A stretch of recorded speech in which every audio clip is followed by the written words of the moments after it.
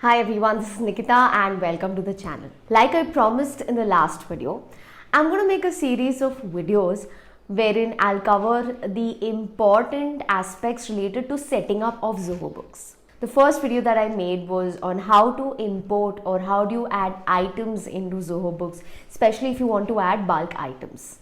I'll make sure to drop a link to that video in the description box down below. In this video, we are going to learn how do you import customers and vendors in bulk in Zoho Books. Before I get into the video, please don't forget to subscribe to the channel, and if this video helps you out, don't forget to hit that like button. So what are we waiting for? Let's begin. Before you add any sales invoice, what is important is it is necessary to add all your existing customers into Zoho Books. Now, if you have one or two customers, it's pretty easy to add them. You do not need to follow this video entirely. In that case, I'll drop a link to my earlier video, Zoho Books demo, wherein you learn how do you add one customer or one vendor or a few customers and vendors. This video is specifically important or useful in cases where you want to add a lot of customers and vendors together while you're migrating from an existing software into Zoho Book. Now, for both customers and vendors, there's only one sheet that is being used.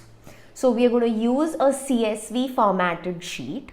What is a CSV format? It's comma separated value. It's just like Excel.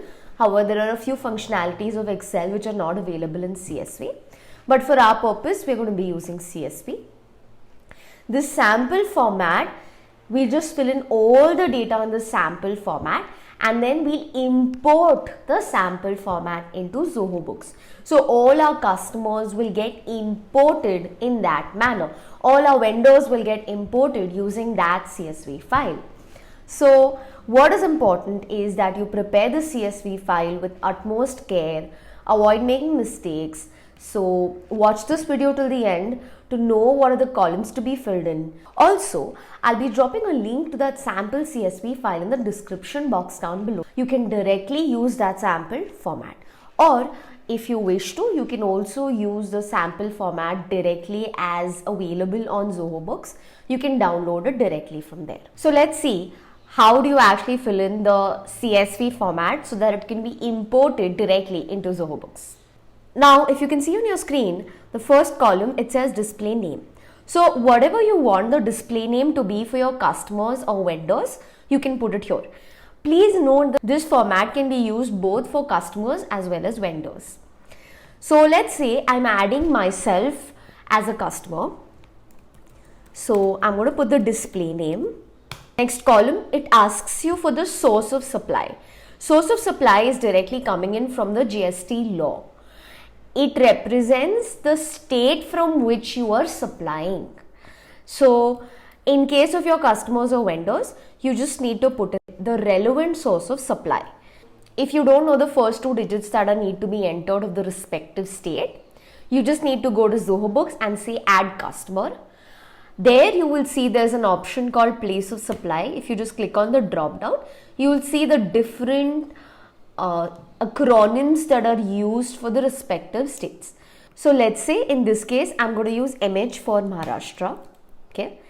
The next column, it asks you for the currency code. Now Zoho Books also supports multi-currency invoicing in its professional version. So if you have multi-currency invoicing, you can absolutely go for it. In that case, you need to select the correct currency when you're creating that customer or vendor. So in this case, I'm going to say INR. Company name. Let's say I just put up a company name. Salutation, right? Now it asks you for the first name and last name. You can again put in whoever from that company is a representative. You can put in that person's name. It asks you for the email ID. You can put in the email ID. It asks you for the phone number. You can put in the mobile phone number directly using +91 or as the case may be. If you want, you can enter the Facebook, Twitter handles that they have so that you can easily connect later. You can enter the website. So let's say in this case, GST Learning hub.com, you've connected to the website. So these are the basic details that you would generally know about your customers or vendors. You would obtain these details from them. The next column is really important, which is the GST treatment.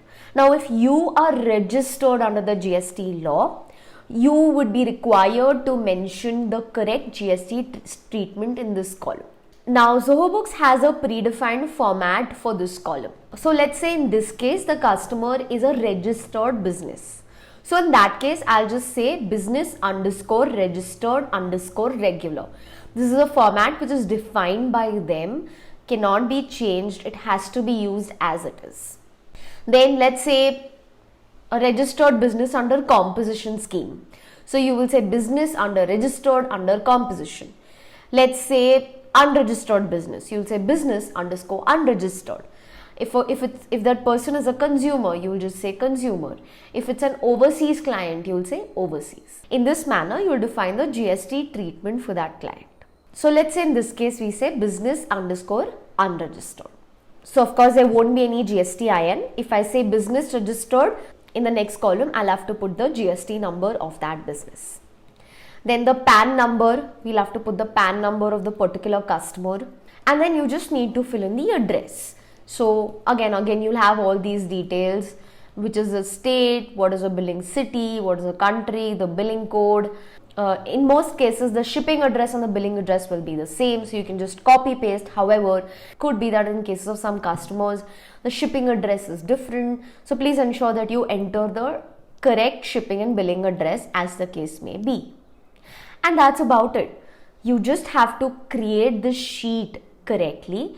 And once you've done that, this entire sheet can be imported into Zoho Books.